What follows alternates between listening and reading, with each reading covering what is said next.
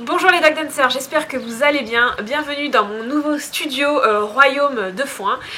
Effectivement, pendant le confinement, c'est pas ce qu'il y a de plus facile de trouver un petit endroit tranquille avec les deux petits bébés qui courent un peu partout et qui crient beaucoup. Donc c'est parti pour le tuto pour le pas espagnol. Alors je suis accompagnée pour ce tuto de Loanic et Napo et de Sophie Jagger et Navi. Et ce qui est super intéressant encore une fois, c'est qu'on a deux méthodes complètement différentes. Donc je vous les propose tout de suite dans ce tuto. C'est parti!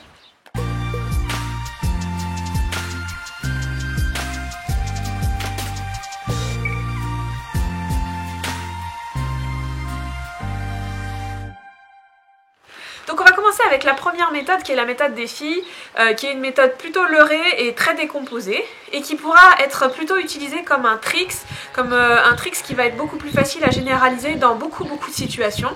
Et donc ça va être de mettre un ordre sur chaque patte. Donc vous allez asseoir votre chien et lui demander la patte et l'autre. Bien sûr il faut distinguer l'ordre pour les deux pattes. Donc la patte et autre c'est bien. Donc d'abord vous demandez à votre chien de vous donner la patte droite et la patte gauche.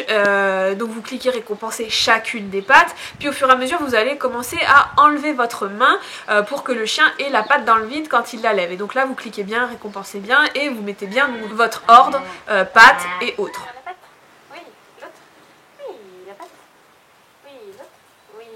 Vous allez bien récompenser chacune des pattes et ensuite vous allez demander voilà, une succession donc de pattes, autres pattes, et vous allez récompenser de manière aléatoire, patte haute, patte haute, patte haute, patte haute. Enfin, voilà, vous voyez à peu près, il faut que ça soit aléatoire, que le chien sache pas trop quand est-ce que vous allez récompenser et que du coup ça soit un petit peu fluide dans sa succession de mouvements de pattes. Donc une fois que c'est bien acquis, assis, que vous n'avez plus besoin de leurrer avec la main pour montrer au chien quelle patte il faut donner, alors vous pouvez généraliser et passer en mode debout. Donc vu qu'on augmente la difficulté en généralisant et en demandant au chien de se mettre debout et de refaire l'ordre qu'on lui a appris assis, on va diminuer notre exigence et donc on va recommencer en leurrant légèrement, c'est-à-dire en tendant la main au chien vers la patte qu'il doit lever, voilà, pour faciliter sa compréhension et le mettre vraiment dans la réussite. Donc vous demandez patte, clic récompense, haute, clic récompense, patte, clic récompense, haute, clic récompense, vous refaites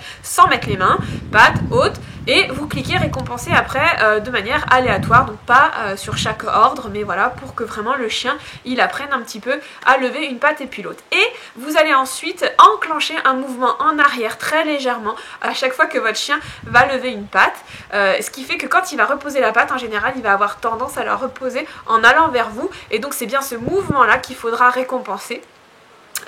Vraiment faire en sorte que le chien aille vers vous. Je vous propose, parce que vous êtes certains sur le groupe à nous avoir fait part de soucis, que le chien était complètement collé à vous. En fait c'est pour la plupart je pense ceux qui ont appris au chien à suivre, à mettre les pattes sur vos pieds, et du coup vous avez appris en contact et vous avez peut-être été trop vite dans l'étape où on enlève le leurre, parce qu'il faut vraiment que le chien comprenne que patte et autres c'est devant nous et pas contre nous, voilà. Et avec le leurre des pieds, le problème c'est que le chien, ben voilà, il cherche le contact avec vos pieds et donc il se rapproche un petit peu trop de vos genoux. Donc essayez plutôt de le faire avec les mains et essayez de faire de la bonne discrimination d'ordre et beaucoup de généralisation, c'est-à-dire que vous puissiez aussi le demander à distance en mettant le chien à 1 mètre, 2 mètres ou 3 mètres de vous.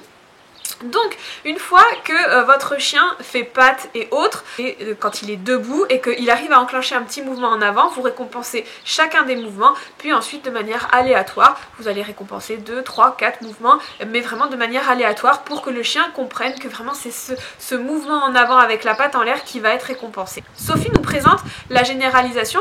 Ce tour en fait vous pourrez le généraliser dans à peu près n'importe quelle circonstance, et l'avantage c'est que vu que vous avez vraiment décomposé le tricks, si vous avez besoin que votre chien ait la patte en l'air à un moment pour faire coucou ou autre chose, voilà, vous avez votre patte et autres, voilà, vous pouvez l'utiliser en mouvement décomposé, mais ça ne sera pas vraiment un ordre pour la marche espagnole.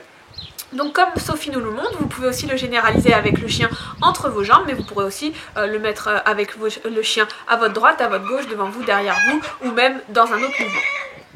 Et la patte? Oui, l'autre. Ouais, la patte. Oui, l'autre. Oui, la patte. Oui, l'autre. Oui, la patte. Oui, l'autre. La patte.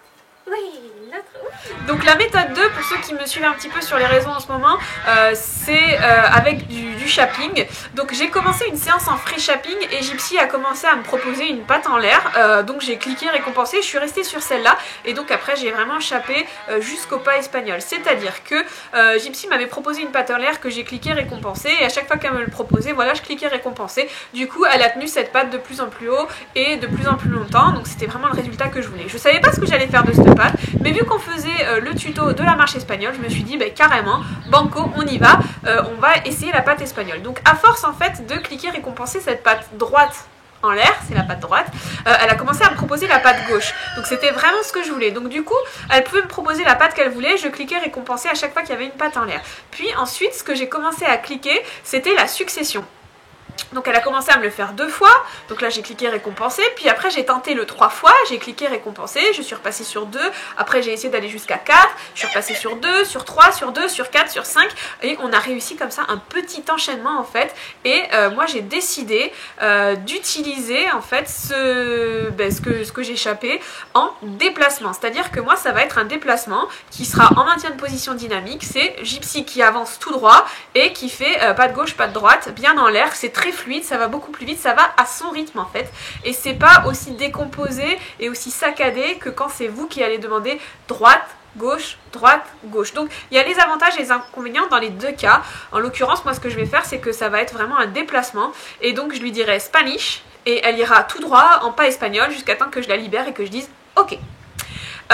Donc je pourrais la voir en face de moi, je pourrais la voir sous mes jambes et elle pourra sortir comme ça en spanish tout droit, je pourrais la voir à ma droite pendant que je marche, voilà ça sera avec ou sans moi, mais voilà le mouvement se fera avec ou sans moi mais ça sera toujours tout droit.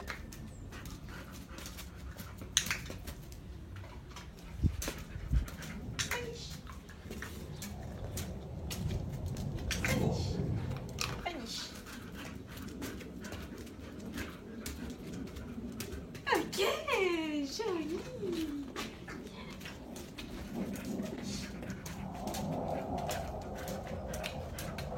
Ok, super bébé. J'espère qu'il y a une des deux méthodes qui va vous correspondre, qui va correspondre à votre chien, parce que c'est ça le plus important, que vous allez essayer de le faire, que ça va vous donner envie, parce que c'est pas si compliqué. Ensuite, que vous allez nous partager sur les réseaux sociaux, soit vos difficultés, soit vos réussites, et nous montrer vos séances d'entraînement. On a vraiment hâte de voir tout ça. Groupe Facebook, compte Instagram, et puis surtout, n'hésitez pas à aller sur le blog, où il y a plein, il y a des cinquantaines d'articles, de tutos, de tricks, de dog dancing, d'enchaînement, d'éducation bienveillante. Enfin voilà, vous avez normalement de quoi passer quelques heures tranquilles avec de la lecture, si cela vous dit. Je vous fais des très très gros bisous et je vous dis à très bientôt sur les réseaux sociaux. Salut salut.